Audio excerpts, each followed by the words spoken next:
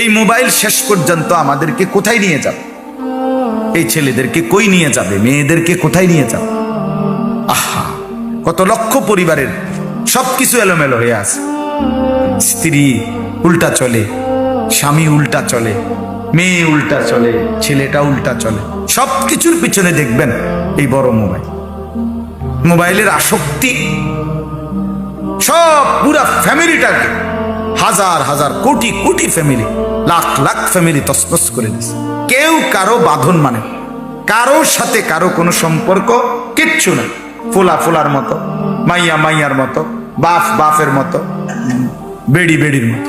বেড়ি ওই এ ঘরের হে ঘরের বেড়িতে লগে আড্ডা দেয়, এবড়া গিয়া সাদোয়ানে আড্ডা দেয়, পোলা ফাইনে পোলায়নের সমবয়সীদের সাথে আড্ডা দেয়, মেয়ে মেয়ের সমবয়সীদের সাথে আড্ডা দেয়। সবাই আলাদা আলাদা। এটাই পরিবার? এটারে বুঝি পরিবার বলে?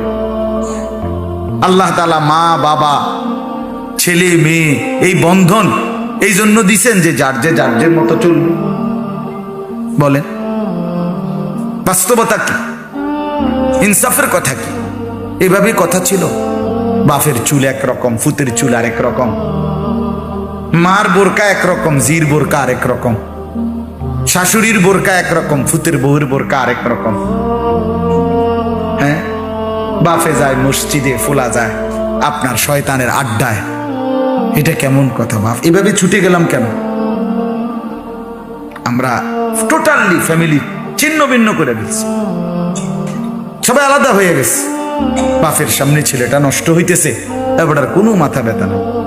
মায়ের সামনে মেয়েটা নষ্ট হয়ে যাচ্ছে, মার কোনো টেনশন নেই।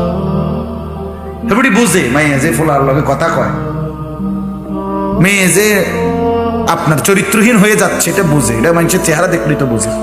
কারণ আপনার মেয়ে 14 বছরের 16 বছরের মেয়েটা এতটা সাইজা গুইজা রঙ্গে ডঙ্গে কই যায় আপনি বুঝেন না?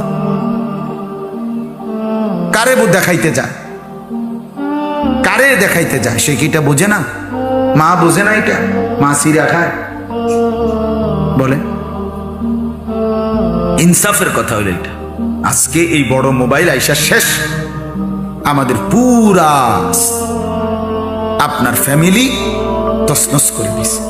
সবাই আলাদা হয়ে গেছে, প্রত্যেকে। একটা বাসে উঠে দেখেন, আমার কথা আপনি বিশ্বাস করে দেখেন, একটা বাসে উঠতে দেখেন আপনি, প্যাসেঞ্জার যদি 30 জন হয় বাসে, কেউ কারোর লগে কথা কয় না, সবাই যার যার মোবাইল নিয়ে কি দেখি। আপনি যেখানে যান দেখবেন ওইটা কি মনে যেন প্রত্যেকেই আলাদা আলাদা। আগে কিন্তু এই বাসে বইয়ে বইয়ে লগের সিটের বেটার লগে পরিচয় হইতে হইতে বন্ধুত্ব হয়ে গেছে, পরে তার বাইক বেড়াইতে গেছে, সবসময় কথাবার্তা হইছে।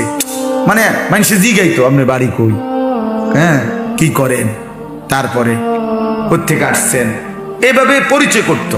এখন আর করেন একদম না।